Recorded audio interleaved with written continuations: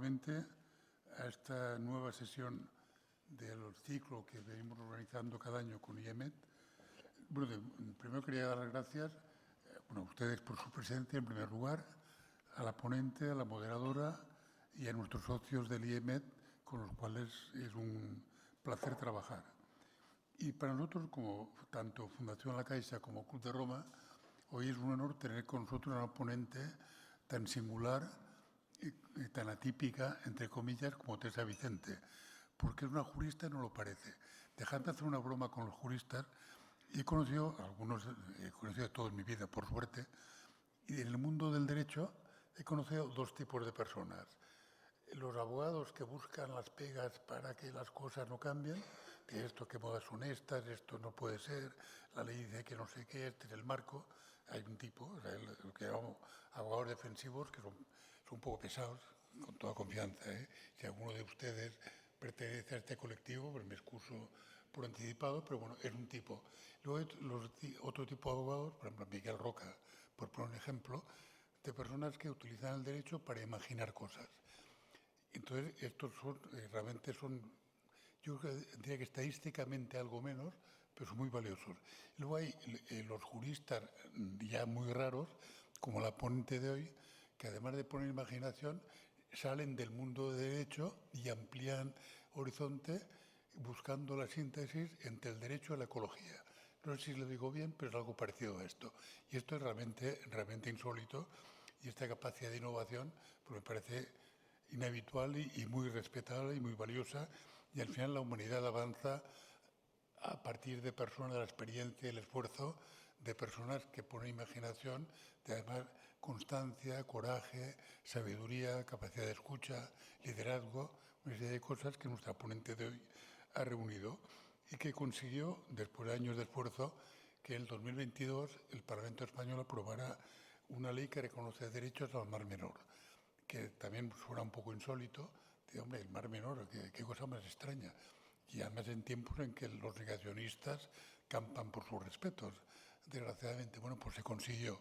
Y luego, reflexionando sobre esto, me ha hecho recordar lo que supuso en el año 89 la Convención de los Derechos del Niño, que es pasar de considerar a alguien objeto de protección, que es la situación respecto a los niños, hasta 1989, hace 4 días, a considerarlos sujetos de derecho. Es un cambio que parece que es una gran cosa y que es importantísima, sí, importantísima para cómo la humanidad, a pesar de todas las dificultades, ha avanzado en la protección y también en el reconocimiento de los derechos de los niños y las niñas. Lo que ha conseguido Teresa Vicente con el Mar Menor es creo una lógica parecida. El Mar Menor era objeto de protección y parece que hace ya varios decenios, y bueno, y así estábamos, que no era muy bien, así estábamos tristemente.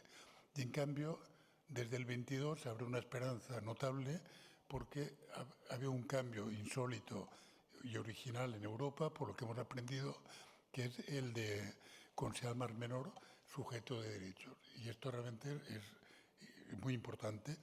Y también me ha hecho pensar, y esto es una pequeña digresión pseudofilosófica, que en mi época en Argentina aprendí que los americanos, los nativos americanos, en buena parte de América del Sur, respetan, veneran o consideran a la Pachamama, la madre naturaleza, y con mucha filosofía, mucha convicción, mucho compromiso, y algo de las actividades de Teresa Vicente respecto al Mar Menor tienen que ver con lo que ancestralmente en América han hecho y han avanzado y han protegido, respetando y amando a la naturaleza de la que somos parte.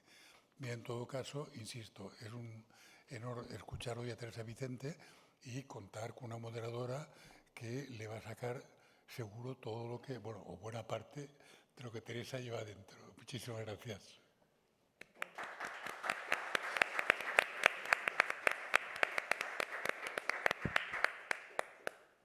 Muchas gracias por estar con nosotros esta tarde. Yo estoy encantada de tener a Teresa porque estamos aquí para hablar del mar en general, del objeto del Objetivo de Desarrollo, que es el número 14, que es muy importante a todos los niveles para la salud de nuestro planeta.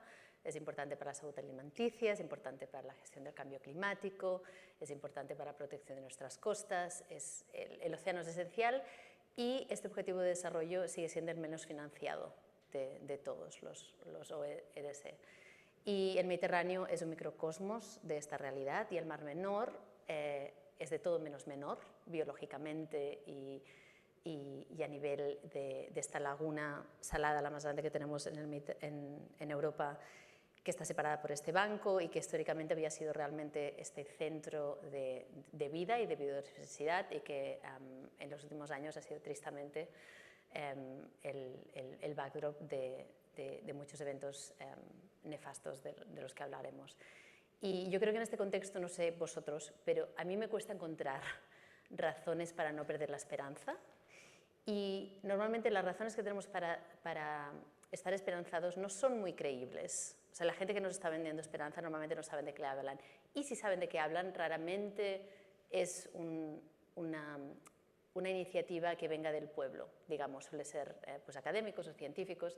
Y Teresa es las tres, sabe de lo que habla, es profundamente legítima en su iniciativa, pero además lo bonito, y hablaremos de esto, es que ha conseguido pasar las resoluciones de las que hablábamos de la mano de la comunidad y no como una imposición al pueblo, ¿no?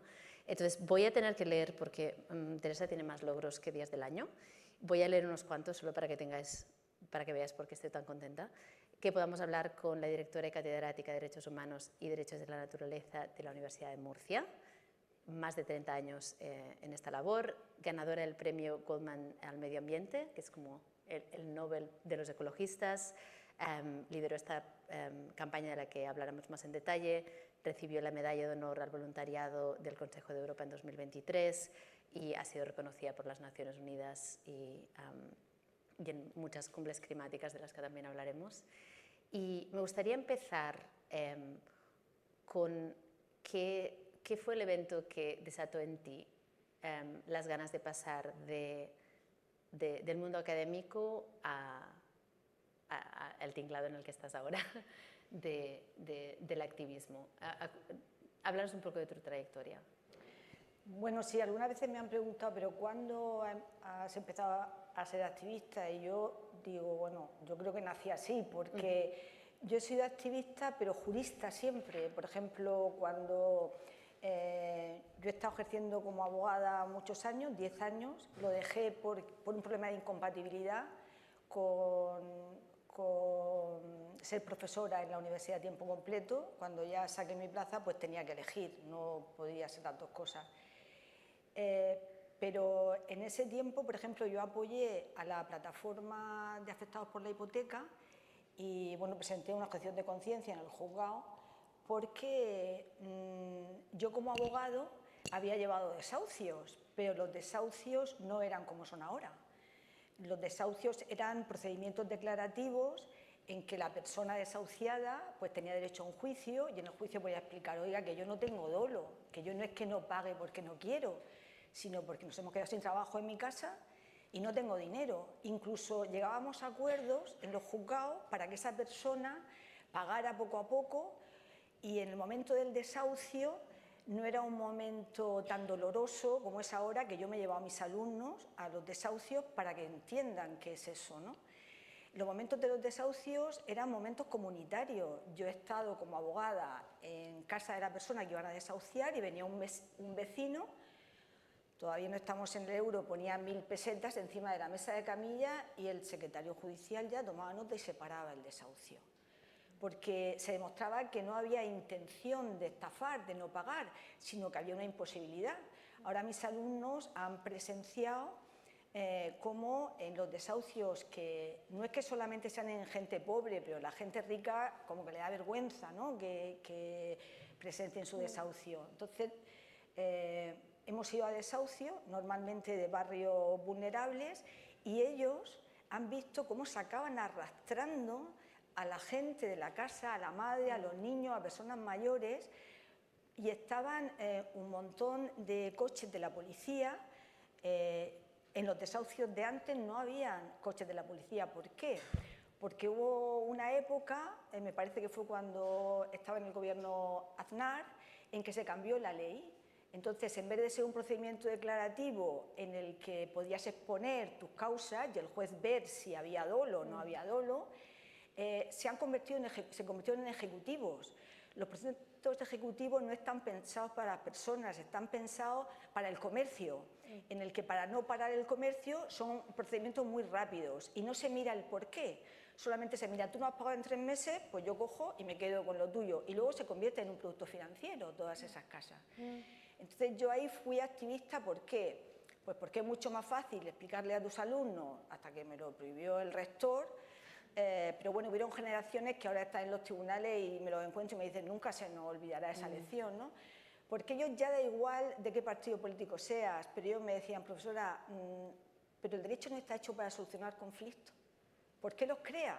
Porque esas mujeres, si eran inmigrantes, que eran la mayoría, ya no se quedaban en centros de reclusión en Murcia, sino que se iban y no se sabía dónde. Esos niños, no habían centros de protección ya para ellos. Esas personas mayores, ¿dónde se iban?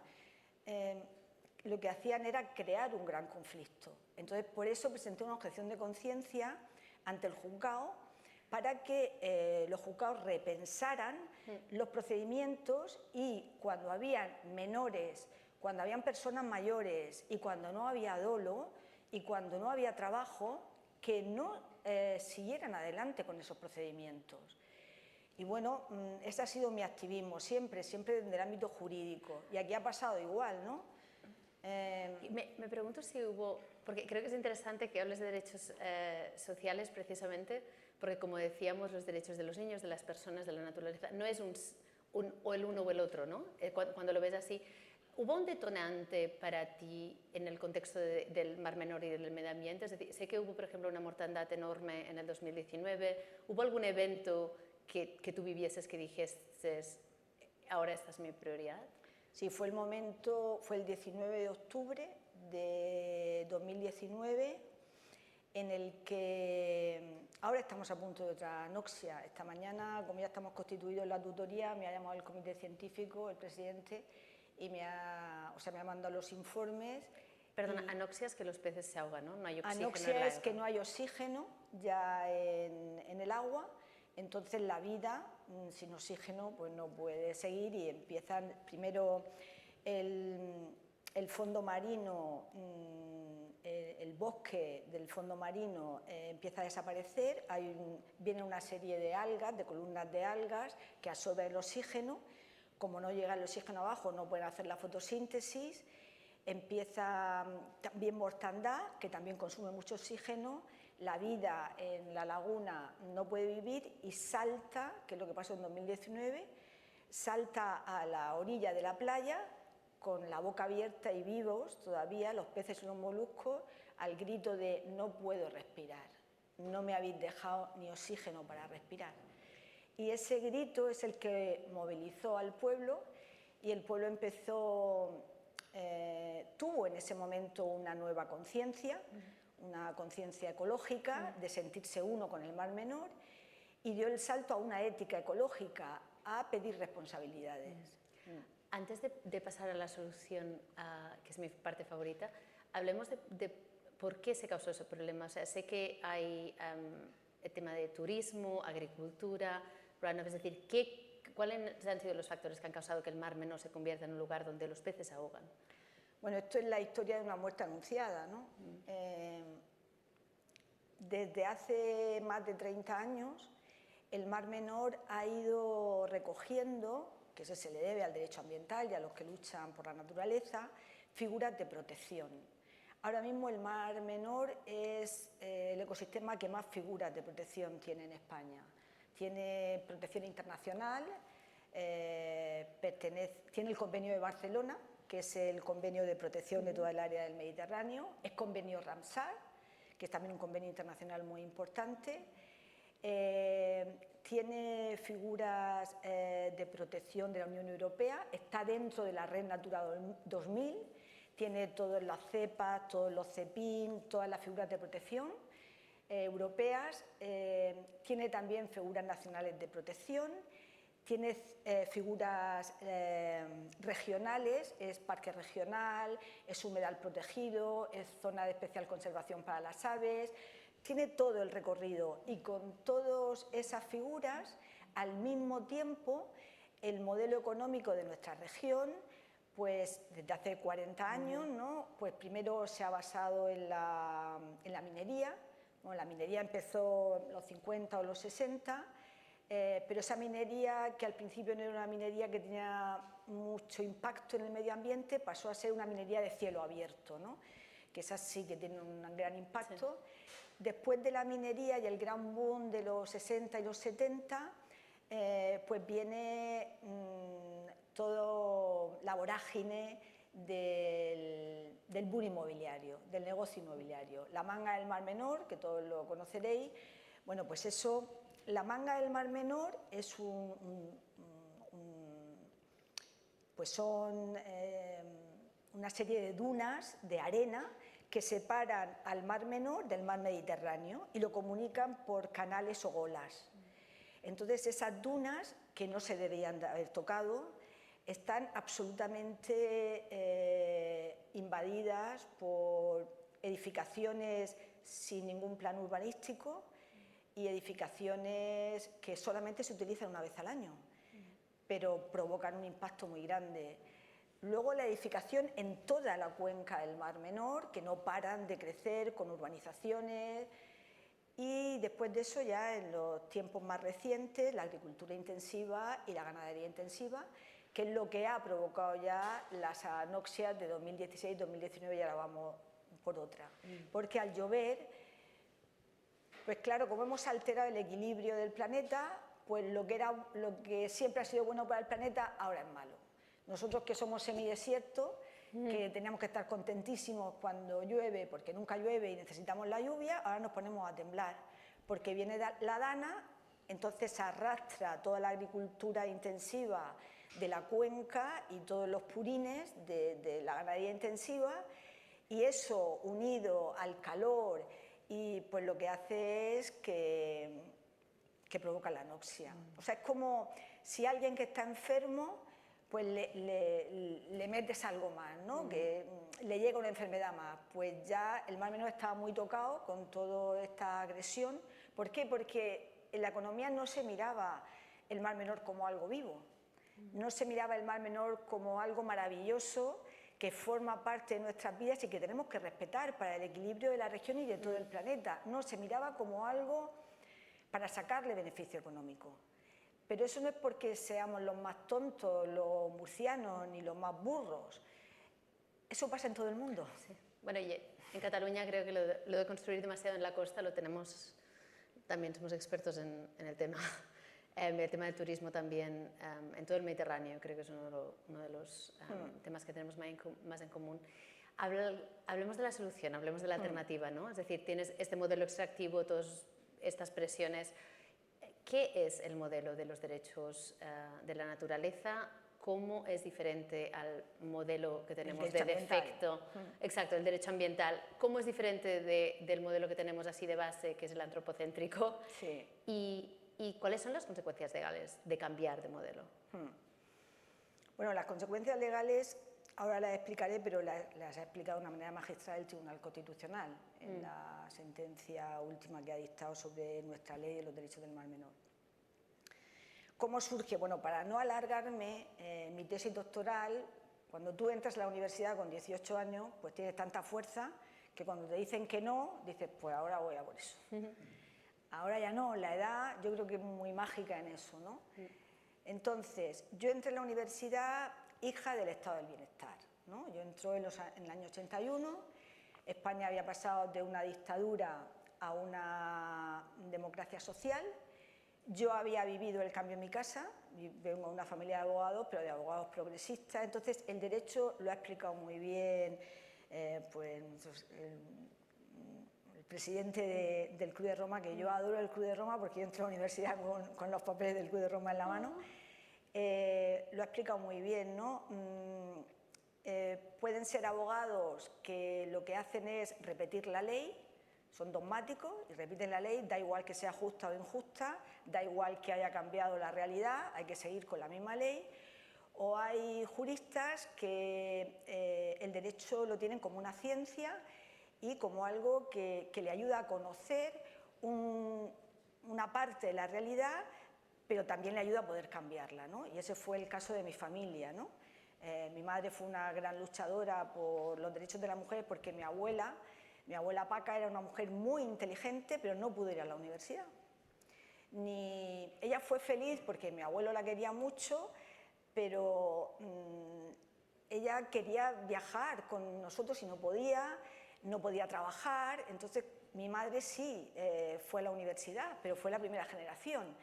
Entonces ella pues había vivido esto y había luchado porque las mujeres tuviéramos nuestros propios derechos. Es lo que también nos han precedido contándonos de los derechos de los niños, pero es que la Convención Internacional de los Derechos de las Mujeres también es de los 80. O sea, nosotras hemos sido objetos jurídicos como los niños y como los pueblos indígenas hasta hace muy pocos años. Fijaros que estoy hablando de mi abuela.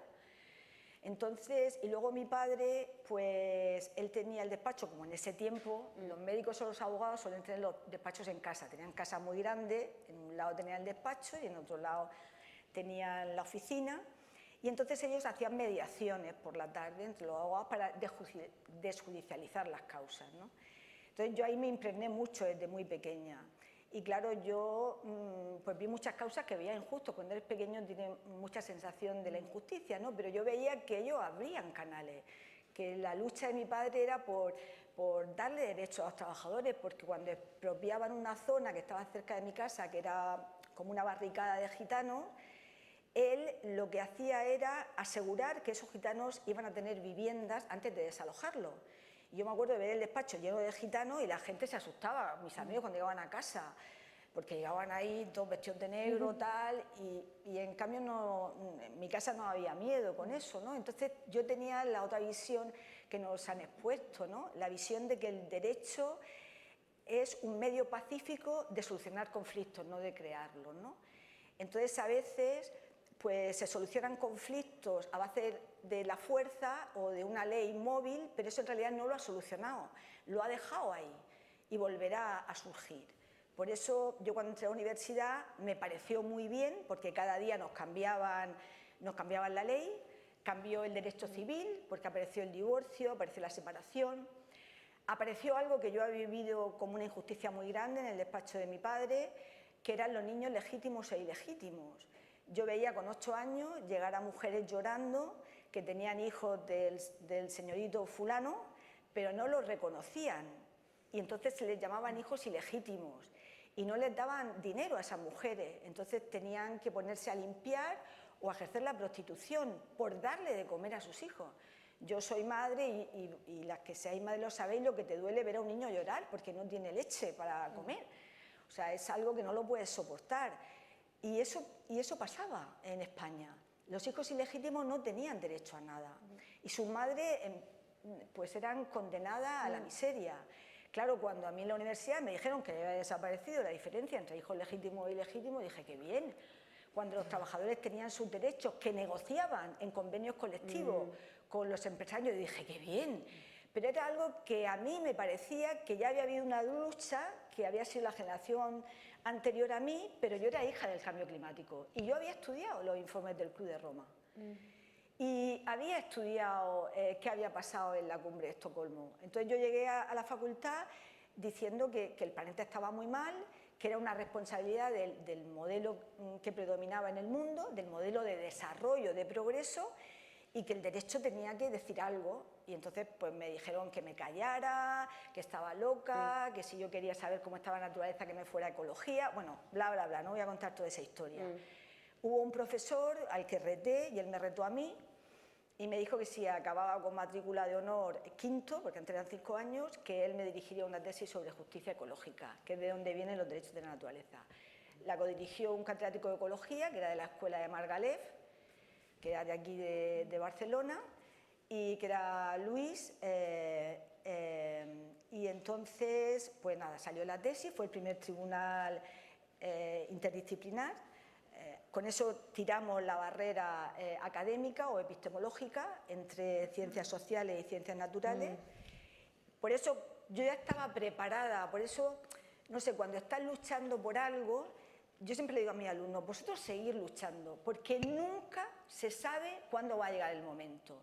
Si llega el momento y no estás preparado, pero claro, cuando llegó el momento de la anoxia del Mar Menor, yo ya estaba en Londres estudiando en la Universidad de Reading los casos en que se le había dado personalidad jurídica, no en Europa, que hemos sido los primeros en Europa, pero como también las palabras que me han preferido, que han sido sabias, tanto las tuyas como las tuyas, me han puesto en un contexto de sabiduría, pues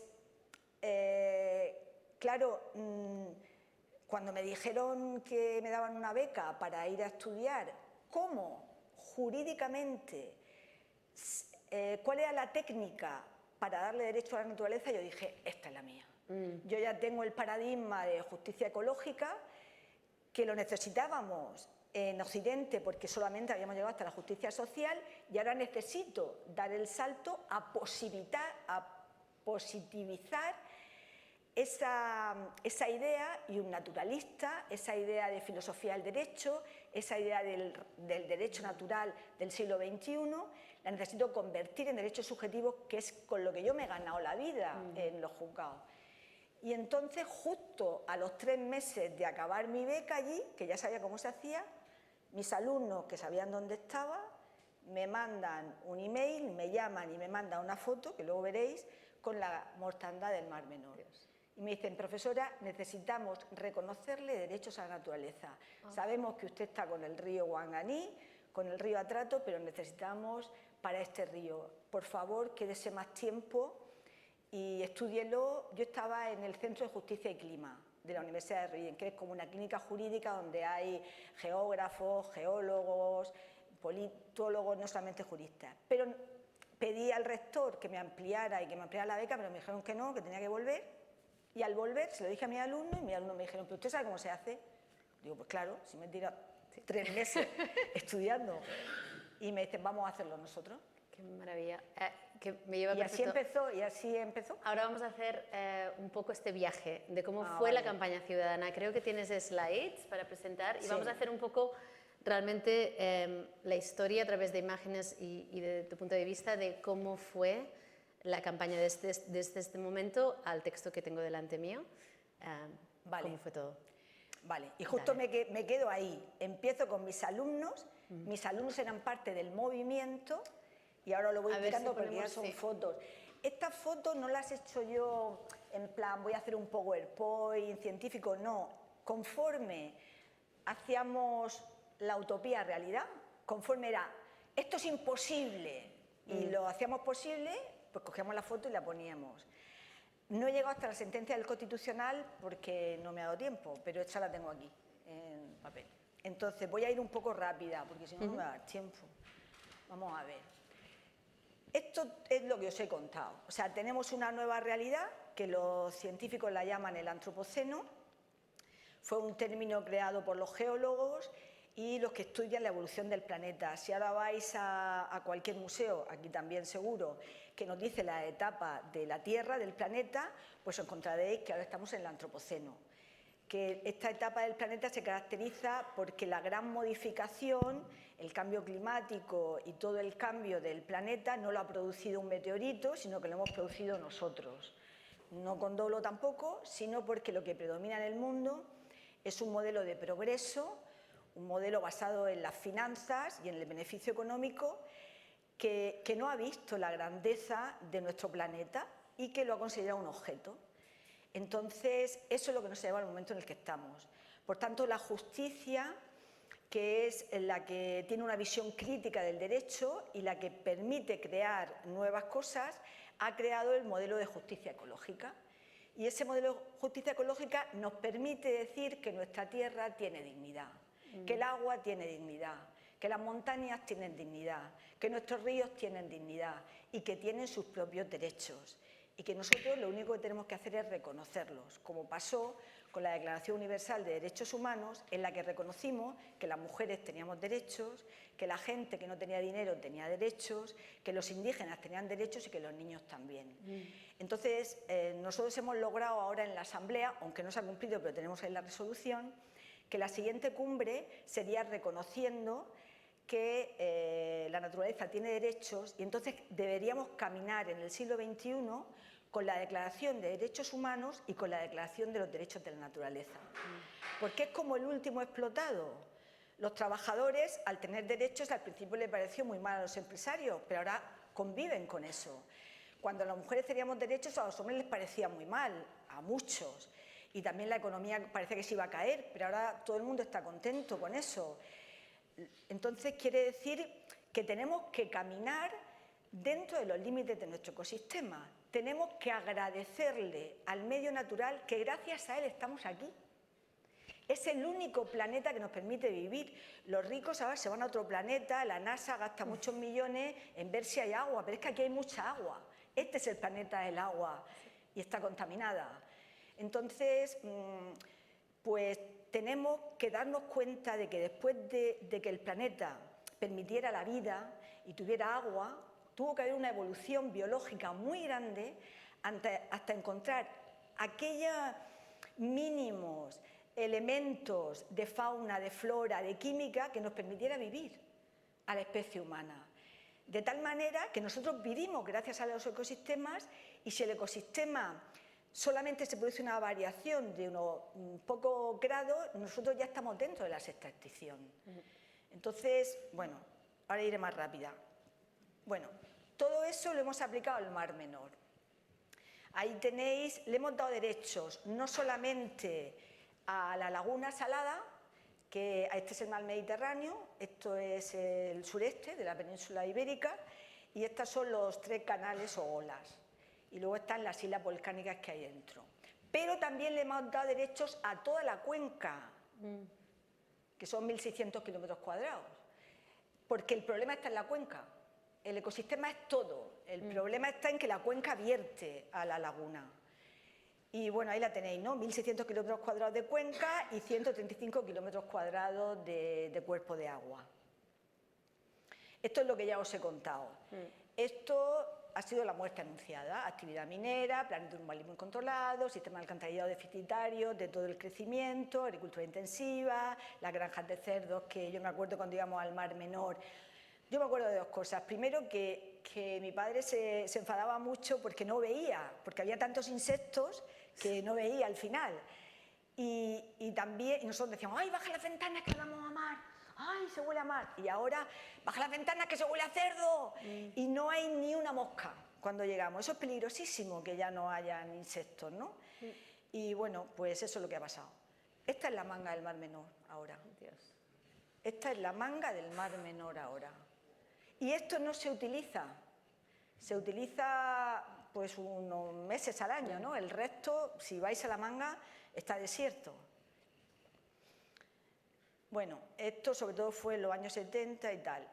Ahora, ¿qué pasa ahora? Bueno, ya os he dicho que la minería paró, pero todavía hay un caso ahora en el juzgado que se llama la Balsa Jenny, que está personado ya el Mar Menor. ¿Por qué? Porque como no cerraron bien, entonces ahí también hay un problema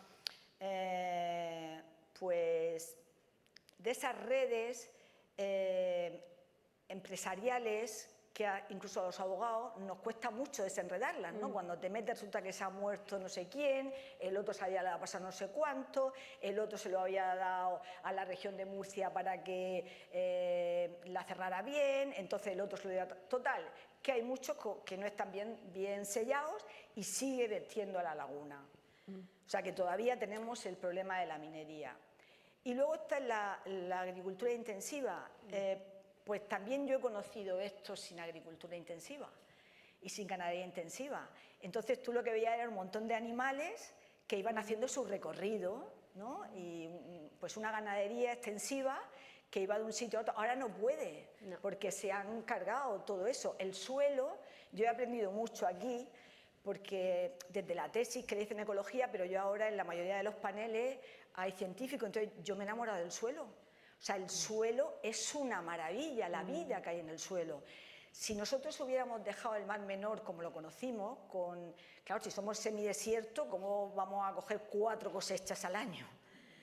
Eso es a base de meterle nitrato, fosfato, entonces matas el suelo, aparte de que impides que haya insectos, impides la ganadería extensiva y, bueno, no me puedo detener más aquí, pero ese concierto del suelo, que me han explicado mucho en La Laguna, que está hace poco, especialistas en el suelo, de que el suelo le pregunta a la vegetación qué necesita y ella le dice, pues necesito nitrato, entonces ellos le fabrican nitrato, necesito fosfato y le fabrican fosfato, pero claro, si tú lo asfixias y le metes todo eso que viene de Marruecos y viene del Sáhara y lo asfixias, pues al final no habla el suelo, tú has perdido ese lenguaje. Y bueno, pues se pierde toda la fauna, un desastre, aparte de que te da ganas de llorar cuando ves este nuevo paisaje. Bueno, estas son las fábricas de cerdos. Bueno, pues las fábricas de cerdos no paran de crecer. Eso es una cosa que es como una fiebre que ha entrado. Claro, ya lo que me dicen mis hijos es, mamá, los cerdos que están ahí, mis hijos ya son mayores, pero los cerdos que están ahí no salen nunca. Y yo le digo, no, nacen y mueren ahí. Con lo único que son los cerdos, los cerditos, es que nacen y mueren ahí. Y cuando se llevan los purines, se llevan los cadáveres también. O sea, meten aquí a los cerdos, por aquí les dan de comer y ahí se ha acabado la historia. Y luego todos los purines pues van a parar también al Mar Menor. Ahora quieren hacer lo del biogás, que eso es otra movida que tenemos ahora. Estos son todas las figuras de protección que os he dicho antes, ¿no ves? Internacionales, de la Comunidad Económica Europea, de la Unión Europea, de España, de la región de Murcia, todas las que tienen. Pero esto ha pasado. O sea, todas las figuras de protección en manos de la administración, todas las administraciones, central, autonómica, regional, y esta es la foto que me mandaron mis alumnos. Pero mis alumnos llorando, ¿no? Profesora, por favor, no se venga, tenemos que darle derechos al Mar Menor. Bueno, ellos eran parte de un movimiento social que nació con la muerte del Mar Menor, nació con el grito de no puedo respirar. Mató el 85% de... Sí. Y bueno, este es el abrazo al Mar Menor. En esos 130 kilómetros de agua, kilómetros cuadrados, resulta que ahí nadie se preguntó, ¿tú eres de derecha? ¿Tú eres del PP? ¿Tú le votas a la izquierda? No se habló de política, nada. Y no dijimos nada porque ahí no mandaba nadie. Pero nadie habló de política. Todo el mundo hablaba, soy el Mar Menor. Y todos nos cogimos de la mano diciendo soy el Mar Menor. En toda esa campaña que hicieron también, esto es lo que he contado, ¿no? Ellos en las plazas empezaban a citar a políticos, a científicos, a decir, ¿por qué nos habéis engañado? ¿Por qué está muriendo el Mar Menor? ¿Por qué no decíais que todo iba bien? Y darnos soluciones. La de los derechos de la naturaleza llegó y empezaron a coger firmas enseguida. Yo el primer día que hablé eso, que fue el cambio, la gente empezó a sonreír, los niños empezaron a aplaudir. El Mar Menor tiene derecho, lo entendieron. La gente lo entendió en un momento. La mayoría de la gente no había ido a la universidad o eran muy pequeños. Los que no lo entendieron fueron los intelectuales, fueron la administración, pero el pueblo lo entendió y solamente me preguntaba, ¿se va a quedar con nosotros hasta el final? Y yo le dije, pero si ya llevo 30 años, claro que me voy a quedar. Y bueno, pues el movimiento surgió ahí. Bueno, eso es cuando estamos ya dentro del Congreso, con la iniciativa legislativa popular que sale de la Constitución, del artículo 87.3, que dice que el pueblo puede proponer una ILP. Esa ILP, los artículos en la Constitución luego lo desarrollan leyes ordinarias o leyes orgánicas. Aquí lo desarrollaban dos leyes. Esta es la nacional, pero primero, como nosotros queríamos hablar en nuestro territorio y que los responsables nos dieran una explicación, hicimos la iniciativa legislativa regional. La ganamos en los Alcázares, pero cuando fuimos a la Asamblea Regional la tumbaron, entonces nos fuimos a Madrid. Esto es cuando llegamos a Madrid. Vamos todos con las mascarillas porque todas las firmas había que hacerlas de puño y letra, no valía online. La gente tenía pánico de coger un bolígrafo que había cogido otro, tenía pánico de salir a la calle, pero conseguimos no 500.000, sino casi 640.000. Wow. Cuando llegamos al Congreso salió la ministra, ahora está en Bruselas, pero ya la ministra También nos criticaron, bueno, dijeron una mentira, pero yo ya, con el bagaje que tengo, cuando la crítica es una mentira, tampoco gasto mucho esfuerzo. Yo digo, eso es mentira, eso no es verdad, y ya caerá. O sea, dijeron que nosotros nos habíamos conchavado con el PSOE y por eso fue la ministra a recibirnos. Yo la única llamada que hice al Congreso, como estábamos con COVID, fue: vamos a ir 8 personas, porque la ley dice que tenía que haber una comisión.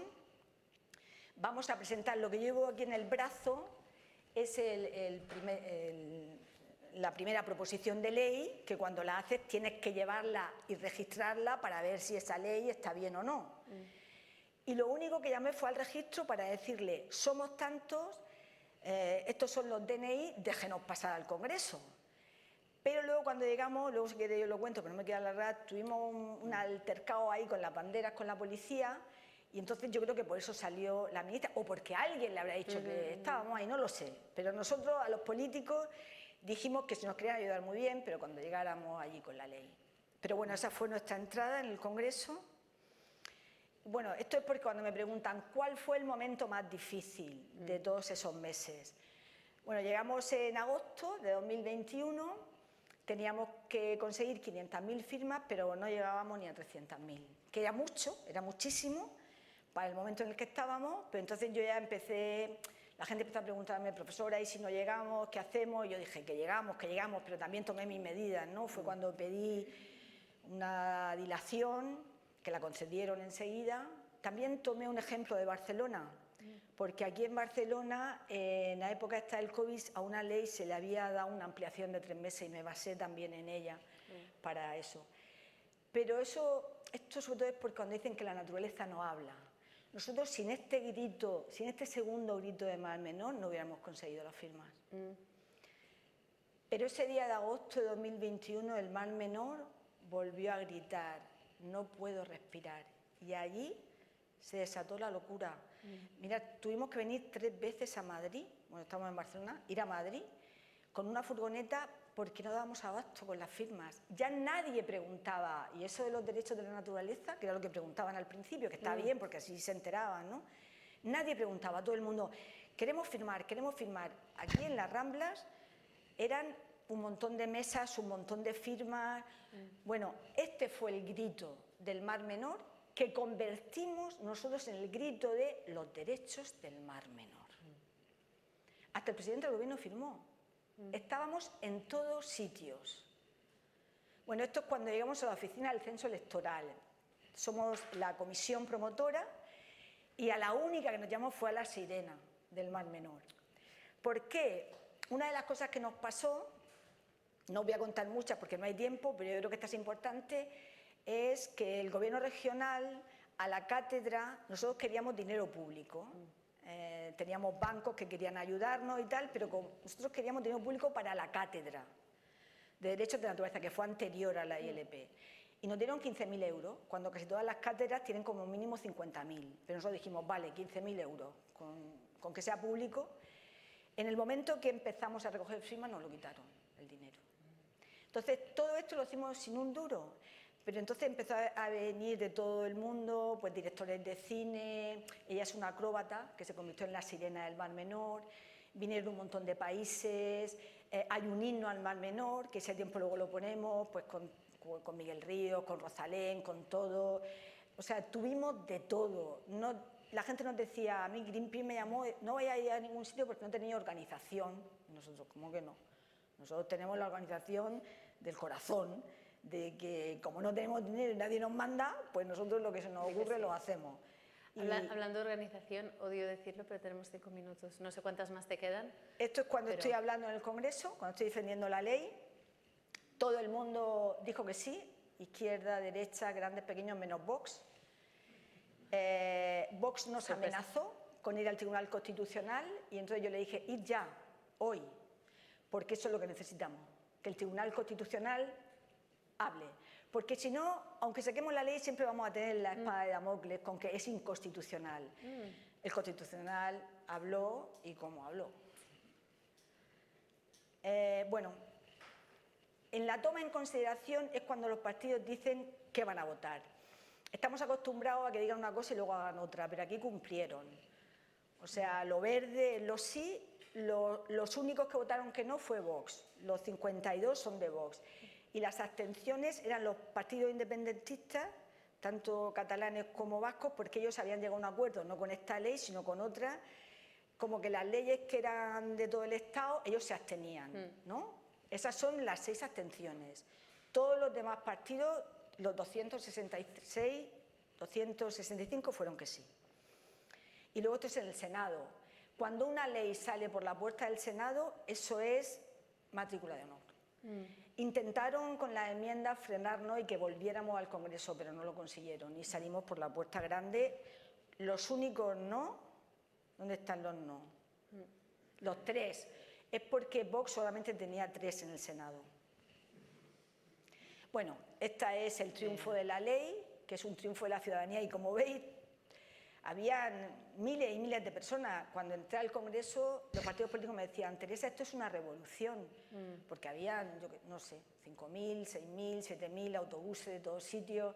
Y yo dije: sí, es una revolución, es la revolución ecológica, es una revolución pacífica. Ahora estamos en una revolución de la guerra, pero nosotros era una revolución de paz. Y todos iban disfrazados del Mar Menor. Y nadie se lo dijo, porque nosotros íbamos representando al Mar Menor. Bueno, Naciones Unidas se puso en contacto con nosotros enseguida, nos sacó en 3 informes, este es el primero, el 2020, el 2021 es que no hubo.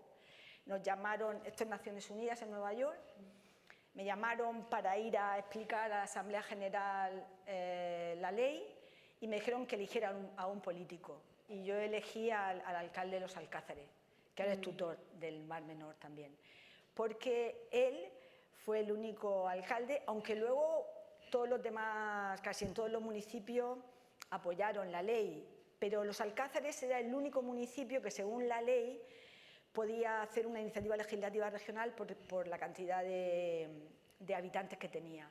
Pero él me llamó por teléfono a la facultad y me dijo: profesora, es la primera vez que voy a llevar una moción al Parlamento Municipal con todo mi equipo de juristas en contra. Wow. Pero el pueblo decía: señor alcalde, si ellos no entienden que el Mar Menor tiene derecho, nosotros sí. Entonces dijo: yo soy alcalde de mi pueblo. Y como el pueblo ha venido a decirme esto, y lo ganamos por mayoría absoluta.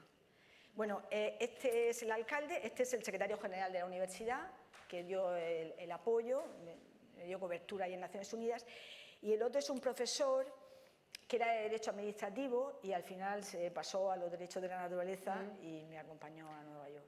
Esto es mi defensa ahí en la Asamblea General de Naciones Unidas, junto con el alcalde de Los Alcázares.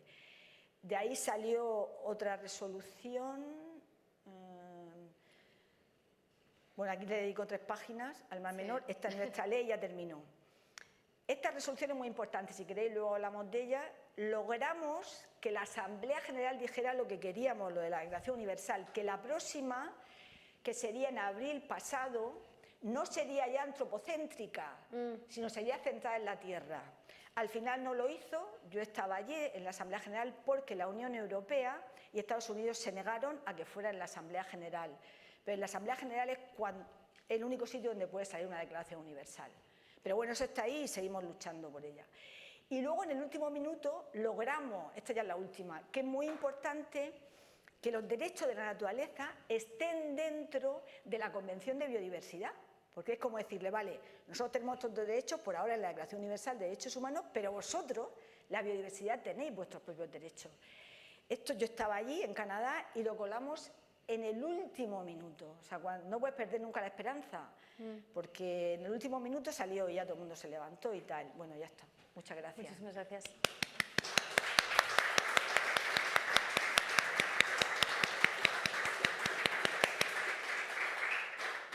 Merecidísimo aplauso.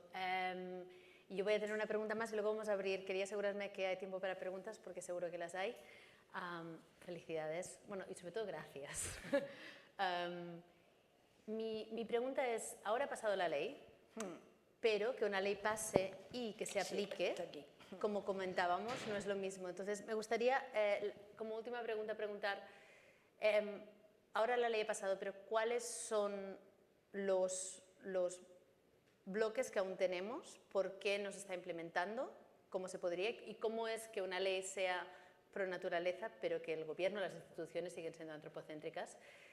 ¿Cómo funciona eso? Y ¿cuáles son tus objetivos a corto plazo para este año? Porque sigues, como decíamos, muy Sí, metida ahora en soy tutora del Mar Menor. Exacto. Hasta Entonces, diciembre. Digamos, ¿qué falta por aplicar y en qué nos estamos focalizando a corto plazo?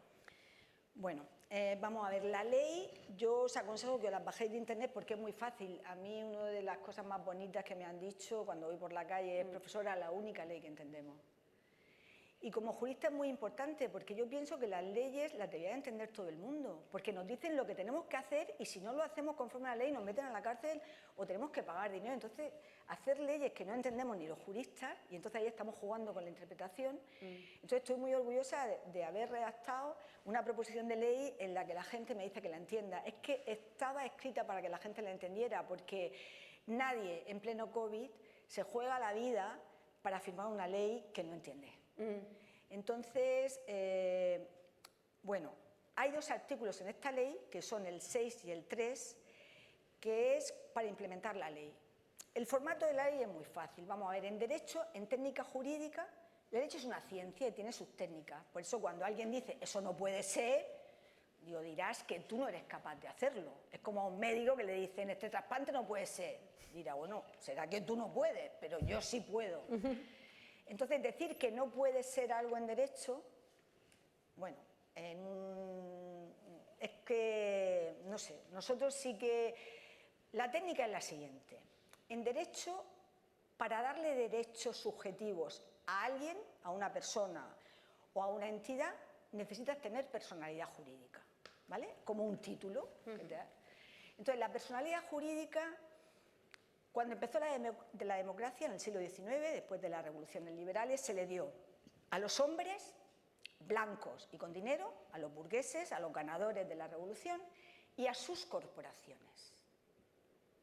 Eso fue lo que permitió el crecimiento de la burguesía, eso es lo que permitió hacer grande Europa, eso es lo que permitió expoliar otros países, eso es lo que permitió decir que otras personas que vivían en otros continentes no eran personas, porque no tenían personalidad jurídica, eso lo teníamos los occidentales solo, y eso es lo que permitió que las corporaciones tengan tanto poder ahora, mucho más que las personas, claro, y puedan jugar con tanta amplitud que siguen dentro de un modelo de explotación ilimitada de la naturaleza y en el que es muy difícil, por la ingeniería que hacen, el poder frenar eso y por los acuerdos que hacen.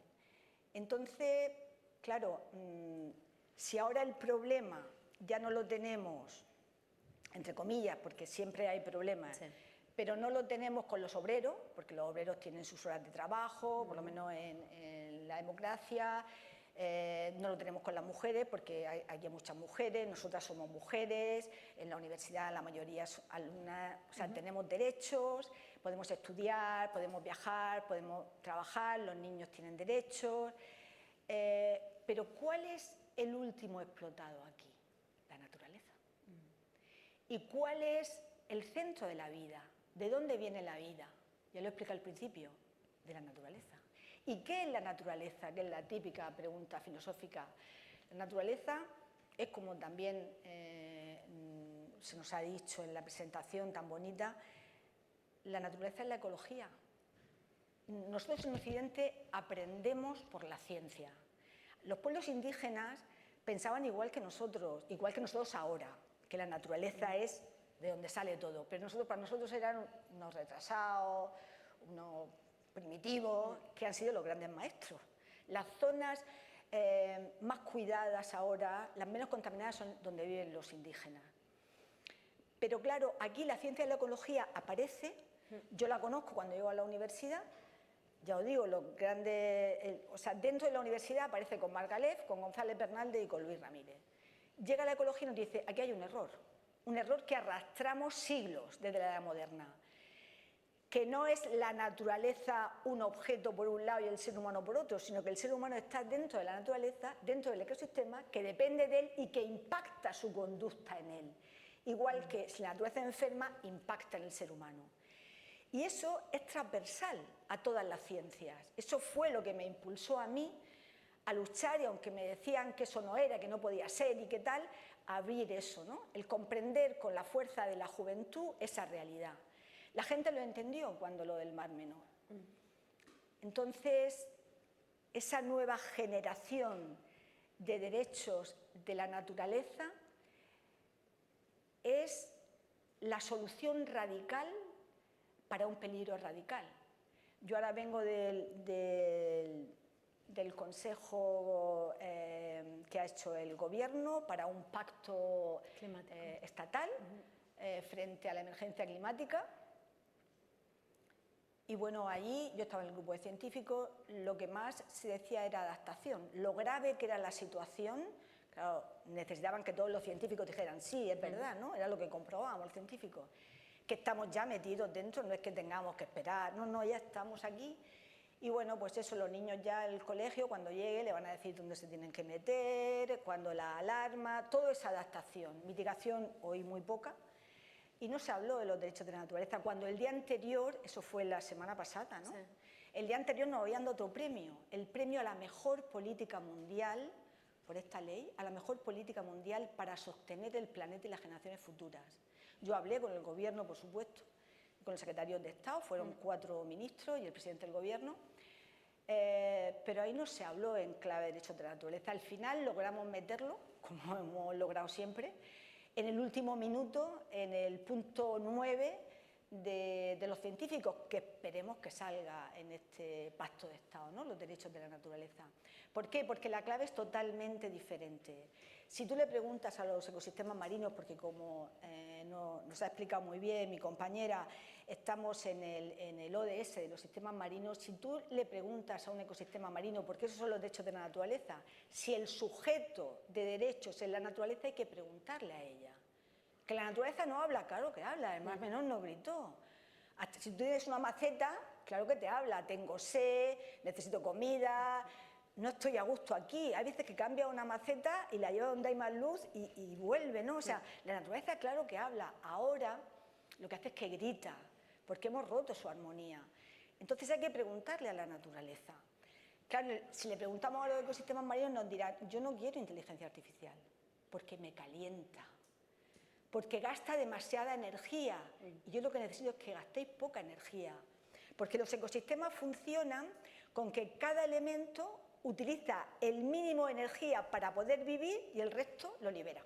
Eso me lo explicó a mí Margalef y no se me ha olvidado, cuando tenía 20 años. Y nosotros hacemos lo contrario, máxima energía, máxima energía. La inteligencia artificial, y yo soy científica, será bueno para algo, pero ahora estamos todos con la inteligencia artificial. Ahora tenemos que estar muy contentos porque han colocado un monstruo de inteligencia artificial en el norte, que solamente hay 4 en el mundo, necesita estar a 200 y pico grados centígrados bajo cero. O sea, ¿qué hace? Necesita agua fría y como no hay agua fría, tiene que buscar agua fría. Pero es que ya se están deshaciendo en la Antártida los icebergs. Gasta tanta energía, mucha más de lo que nosotros podemos consumir. ¿Necesitamos eso para vivir o necesitamos un planeta sano para vivir? ¿Por qué no hablamos de mitigación y de derechos de la naturaleza?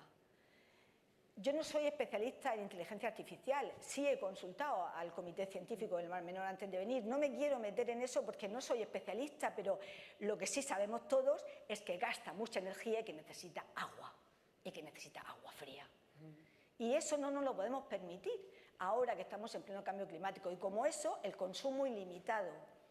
Y como eso, el que tengan personalidad jurídica todos los que explotamos la naturaleza, los consumidores como nosotros y las grandes empresas, pero no tenga derechos quien nos da la vida.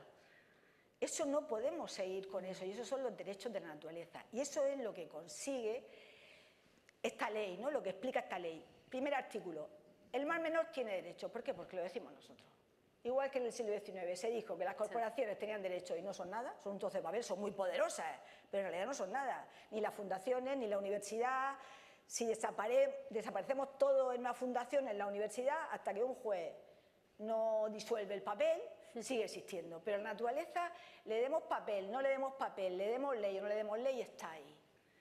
Entonces, eso es algo que nos tiene que hacer repensar cuál es el lugar del ser humano en el mundo. No es el lugar que se dijo en el siglo XIX y que ha legalizado y legitimado el derecho durante 200 años. Es el lugar de cuidador. La primera obligación, antes que derechos humanos, de los humanos es cuidar de nuestra tierra común.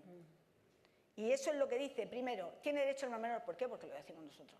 Segundo, si tiene personalidad jurídica, que es lo que le damos, personalidad jurídica al mar menor, así, de corto lo decimos. Segundo artículo, al tener personalidad le podemos dar derecho, vamos a darle derecho. Derecho a vivir, derecho a la protección, derecho a la recuperación. Si tiene derechos, tendrá que poder ejercitarlos. Dos maneras de ejercitarlos, el 3 y el 6. El 6, todos somos el mar menor. Todos los que estáis aquí sois el mar menor. Los que están en el Polo Norte son el mar menor. Los indígenas son el mar menor. Toda Europa es el mar menor. ¿Por qué? Porque todos los seres humanos somos parte de los ecosistemas. Entonces, ¿por qué va a poder defender el mar menor solamente unos cuantos? Todos. Y el 3 es el que todos nos gritaban cuando ya vieron que habíamos triunfado. La gobernanza, yo le tenía mucho miedo a la gobernanza. ¿Por qué? Porque si hemos tenido al mar menor 40 años en manos de la administración, con todas las figuras del derecho ambiental, y se ha provocado esto, ¿por qué tienen tanto interés otra vez en gobernar el mar menor? Había que hacerla, porque estamos en un Estado de Derecho y si no hubiéramos sido un grupo anarquista que no hubiéramos tenido el apoyo de todo el mundo. Hicimos esa tutoría. La gobernanza son 3 tutorías. A mí fue el artículo que más me costó, siempre con ayuda, ¿no? Con ayuda pues del movimiento y de gente que sabía mucho derecho, hay gente que sabe mucho derecho y que este modelo le gustó. Entonces yo pues igual podía llamar a un activista, que podía llamar a una amiga que es jueza o que podía llamar a alguien para pensar, ¿no? Pensar en clave de esta nueva técnica jurídica. Entonces hicimos 3 tutorías. Este también es el esquema que siguen en otros países, ¿no? en otros continentes, en los de la Pachamama, que le han dado personalidad jurídica a ecosistemas. Una tutoría científica, bueno, un comité que tiene un tutor, que es el comité científico, otro comité que es el de guardianes, que ese es el más grande, que ahí están. Los guardianes son los que están más cerca de ese ecosistema. Ahí están todos los alcaldes de todos los pueblos ribereños del Mar Menor. Ahí están todos los grupos de acción, tanto agricultura intensiva como agricultura de secano, como ganadería intensiva, como ganadería extensiva, como pescadores, como asociaciones de mujeres, asociaciones de vecinos. Ahí hay 19 grupos que espontáneamente se han ido incluyendo. Todo eso lo hemos llevado a cabo nosotros, porque nos dijo el Ministerio que éramos comisión gestora, sin un duro todavía, o sea, al día de hoy todavía no nos han dado ni un solo duro. Entonces montamos las 3 tutorías.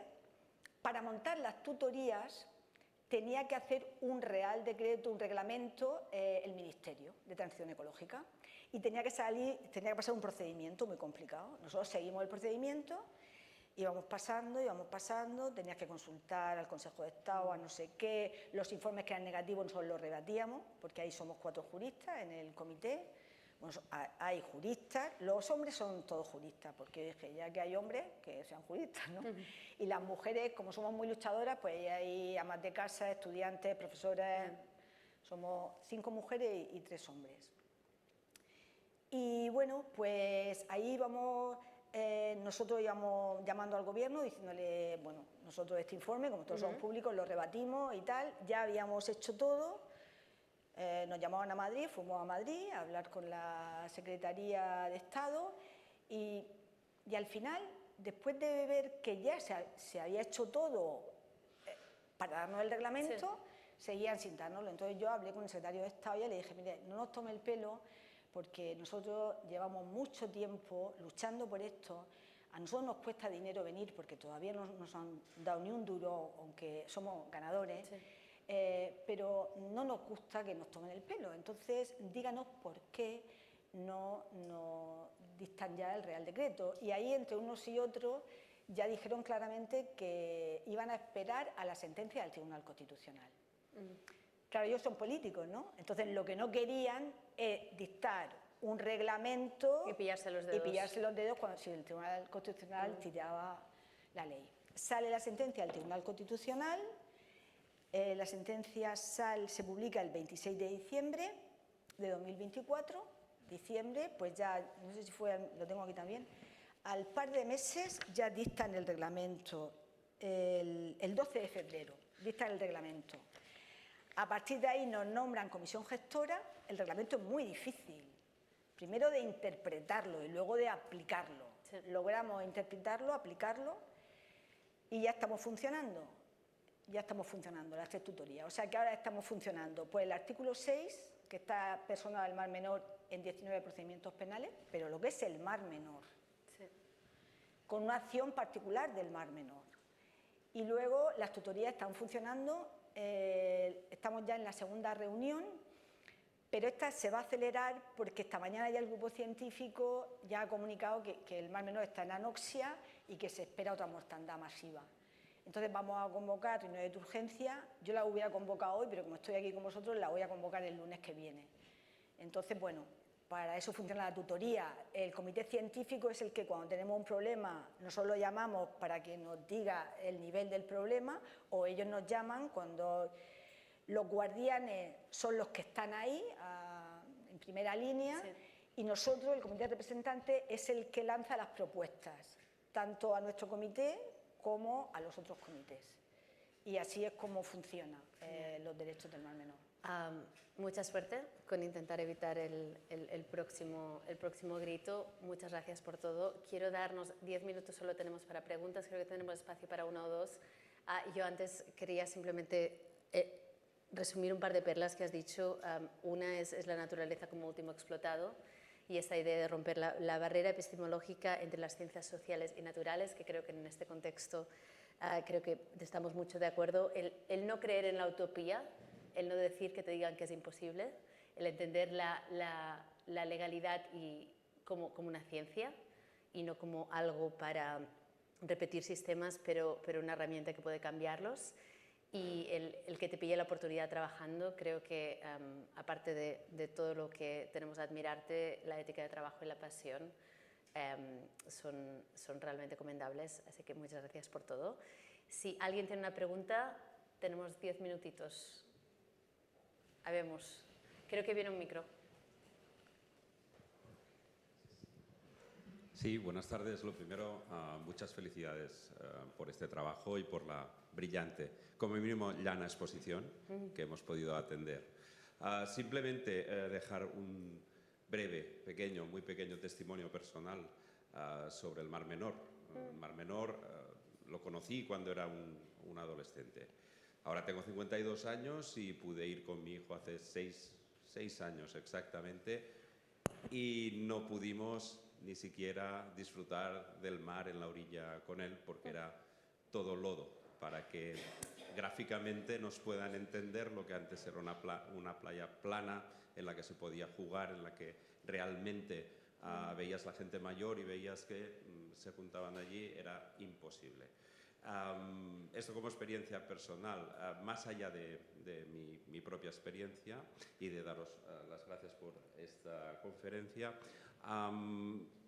que está claro que si a la naturaleza se la deja, se recupera, ¿no? Tenemos un claro ejemplo y pruebas con el pequeño paréntesis del COVID, ¿vale? Más allá de esto, has dicho que teníais 19 procedimientos abiertos, penales. Entiendo que esto es esta plataforma vuestra, esta gestora, que va poniendo demandas a diferentes puntos. No me queda muy claro esto, era simplemente... No, gracias porque no es así, es lo que quería explicar. Lo que pasa es que, claro, como sé que vamos tan cortos de tiempo, vamos a ver. Esto viene de un gran caso que pasa antes de que saliera la ley de los derechos de la naturaleza, que se llama el caso Topillo. Se llama el caso Topillo porque una vez que ya empieza a movilizarse la ciudadanía y ya empieza a no creerse nada y ya pues tanto la Confederación Hidrográfica, que es la que tiene que estar atenta a la cuenca y a la laguna, como la administración local y los juzgados, que no veían nada, pues de repente empiezan a ver, ¿no? Y empiezan a abrirse procedimientos. Y entonces se llama topillo porque empiezan a encontrar, la Guardia Civil empieza a encontrar pozos ilegales, escondidos, por eso se llama topillo. Entonces se abre un gran caso. Pero claro, ese gran caso afecta a muchos políticos, que también están denunciados, ¿no?, por hacer la vista gorda y por no cumplir con la vigilancia que tenían que cumplir. Entonces lo que pasa es que ese caso se trocea. Eso es lo peor que le puede pasar a un procedimiento, porque un procedimiento es fuerte cuando procesa a 100 y pico y a no sé cuántos políticos, pero cuando tú empiezas a dividirlo, este para el juzgado este para el juzgado este para el juzgado este. Pero tuvimos la suerte y cuando sale la ley, empezó un juez de instrucción de Cartagena que se da cuenta de que el mar menor es una persona, porque está en la ley y es una persona jurídica.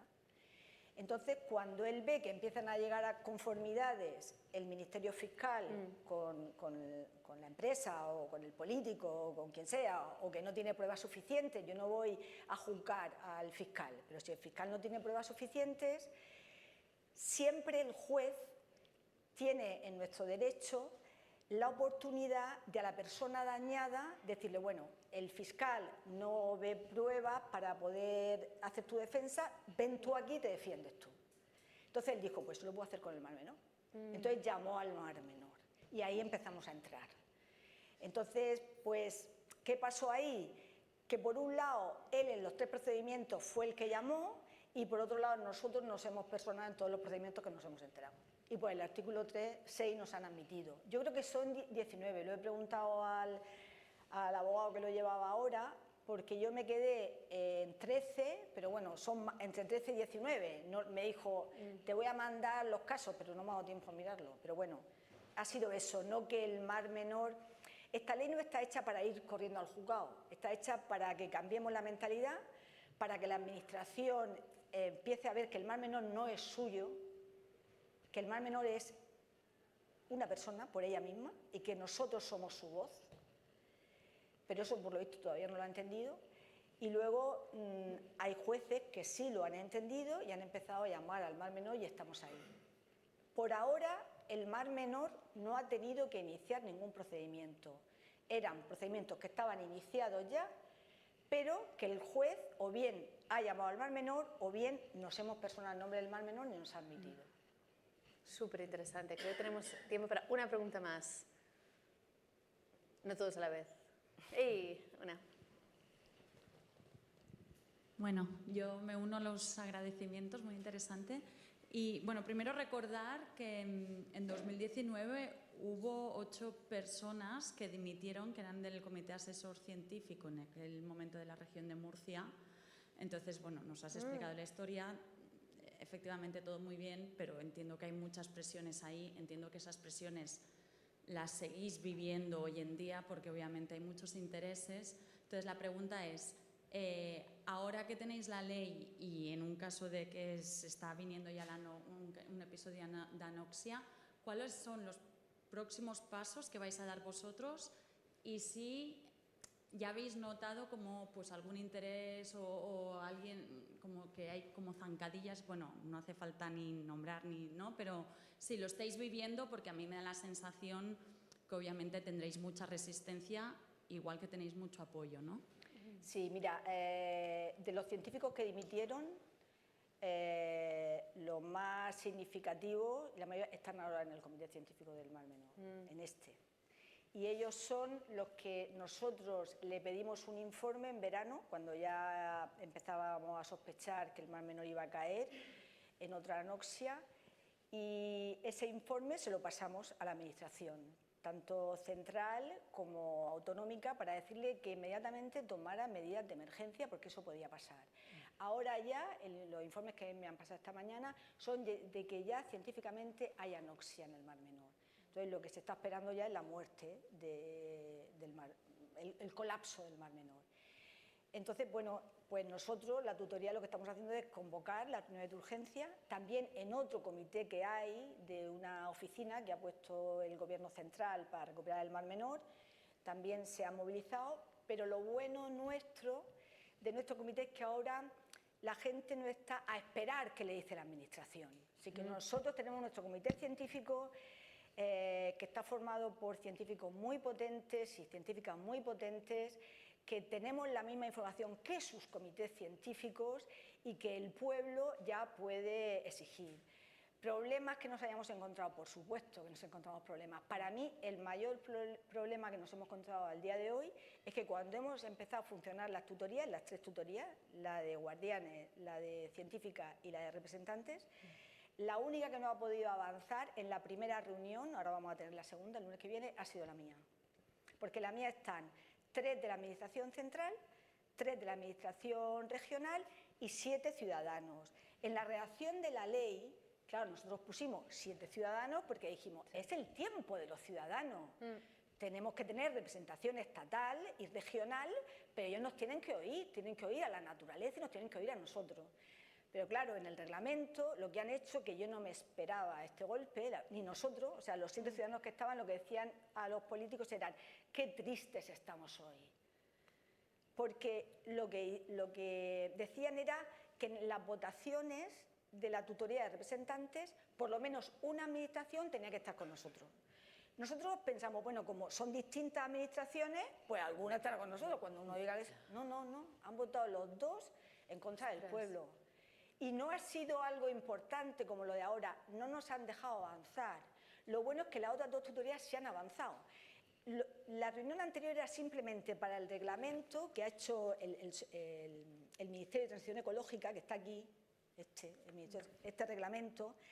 Nos dijeron que a la comisión gestora más trabajo, pero no dinero, claro, que nosotros hiciéramos el trabajo de adaptar este reglamento a cada uno de los comités. Claro, nosotros como somos 4 abogados y a lo mejor no sabemos mucho de todo, pero de esto sí, porque hemos estado desde el principio, lo hemos hecho. Pedían cosas muy difíciles como darle, que nos parecían bien, un número de identificación fiscal al Mar Menor, pero claro, ellos no descolgaron el teléfono para llamar a Hacienda. Y nosotros hemos estado 3 días enteros negociando en Hacienda, porque cuando llegamos a Hacienda nos dijeron, pues ¿vosotros estáis locos o qué os pasa? Si aquí nosotros no tenemos casilla. Le hemos tenido que explicar todo el proceso, explicarle la sentencia del Constitucional, lo ha visto el jefe, que no llegaba nunca el jefe, nos ha pedido un montón de papeles. Cuando a ellos no le hubiera costado decir, esto lo he dicho yo, pues los llamamos. Entonces, no solamente eso, sino que no nos han dejado avanzar. O sea, lo fácil que es en las otras 2 comités. Y fíjate que los alcaldes son todos del Partido Popular, menos el de los Alcázares, que es el tutor. Pero ellos han avanzado todo. Pues nada, cuando tú lo tratas de adaptar, pues a lo mejor uno te dice, oye, mira, mejor esto, mejor esta mayoría, pero el no a la totalidad, la enmienda a la totalidad, y no dejarnos avanzar en las 3 horas que yo reservé en la sala. Entonces yo le dije que nos estaban bloqueando, entonces se llevaban las manos a la cabeza. Pero claro, los 7 que estaban ahí dijeron, nosotros sentimos una tristeza muy profunda, porque somos ganadores, nos hemos esperado hasta la sentencia del Tribunal Constitucional, que ha declarado que con esta ley se ha pasado del modelo antropocéntrico al modelo ecocéntrico, que ha redefinido el artículo 6 como una acción universal ex lege en defensa de los intereses del Mar Menor. Fíjate qué definición más bonita, lo ha separado de la tutoría. Y cuando tenemos todo eso, resulta que os hacéis vuestras cábalas y en la discusión que yo he tenido en el Pacto de Estado ahora con los políticos, pues seguían diciendo que quien manda es la Administración. Y digo, entonces, ¿para qué hemos hecho esto? Si la Administración habéis tenido toda esta protección y mira cómo estamos, es el tiempo de que nos escuchéis. No, ellos siguen diciendo que si a ellos los nombra la Administración es porque ellos tienen que defender los intereses de la Administración, y lo digo aquí alto y claro, no, los intereses son del Mar Menor, y lo ha dicho textualmente el Tribunal Constitucional. Los intereses son del Mar Menor, no es de la Administración. La Administración tiene que nombrar las personas que ellos vean que mejor conocen el Mar Menor para defender sus intereses. Y lo que me decían ahí, entonces vamos a ir en contra de la ley. Y yo, vamos por partes, vamos por partes. Si tú eres tutor de un niño, tú tienes que defender el interés del niño. Si la ley te dice que lo tienes que llevar a un juzgado donde están todos los jueces y todos los abogados vestidos con todas las negras y el niño se pone a llorar y no puede hablar, tendrás que cambiar el procedimiento de la ley, que es lo que hemos hecho, los que nos hemos dedicado a los derechos de los niños. Hay que defender el interés del menor igual que el interés del más menor y tienes que defenderlo ante tu administración. Bueno, pues eso no lo quieren entender. No quieren dejar, aunque se siguen gastando dinero en hacer participación ciudadana, pero de la participación ciudadana que hacen, que yo sé la gente que va, porque la mayoría son activistas, que no van más de 20, y nosotros hemos sido 700.000. Sí. Pero en cambio ellos en su oficina sí que tienen dinero, pero nosotros no tenemos ni un duro. Entonces, ¿cómo es posible que tengas una participación ciudadana que se ha llevado más de 20 premios y no la valores? ¿Cómo puede ser que hayamos cambiado el ritmo del derecho y de la historia jurídica universal y todavía no lo pongas en valor? La administración no nos esperábamos que nos escuchara, pero ellos dicen que son la administración y que tenemos que parar, cada frase hay que parar, porque ellos tienen que consultar con el superior. Y yo le dije, el superior es el más menor. Y consúltale al comité científico, que estamos los tres en contacto. Y ahí estamos ahora mismo. Muy buena pregunta, muchas gracias. Muchísimas gracias. Nos quedamos con es difícil, pero no hay que perder la esperanza. Como decías, muchas cosas que pensábamos imposibles, incluido todo tu trabajo y el hecho de estar aquí como mujeres, el hecho de estar en una habitación que no esté llena de humo. ¿No? Es decir, en nuestras propias vidas hemos visto cambios bastante radicales y a veces es muy fácil creer que algo es imposible, pero creo que después de esta presentación hoy ya no nos quedan excusas. Muchas gracias por vuestro tiempo. Espero que sigamos siguiendo tu trabajo online y cada petición que salga creo que vas a tener unas 100 personas más dispuestas a firmarla. Si hay algo más que sí, quiero decir una cosa, que si no me adiós. siento mal. Cuando me dais las gracias, yo he hecho solo mi parte. O sea, yo he hecho el diseño jurídico, pero como en todas las grandes revoluciones, y esta es una revolución pacífica, si no hay un motor, la máquina no funciona. Tú puedes diseñar una máquina, pero el motor habéis sido vosotros. O sea, el motor ha sido 640.000 personas que fuimos y luego hasta 700.000 que contamos cuando volvimos. Sin motor, ninguna máquina funciona. Entonces, no quiero llevarme yo esa exclusividad, ¿no? Ha sido gracias a un pueblo que se ha olvidado de la política, que se ha olvidado de las diferencias, que ha pensado que los políticos son nuestros representantes y tienen que hacernos caso, y con tanta fuerza han llegado al Congreso y al Senado que lo hemos conseguido y ahora no nos vamos a detener ante una administración que no quiere entender. Perfecto.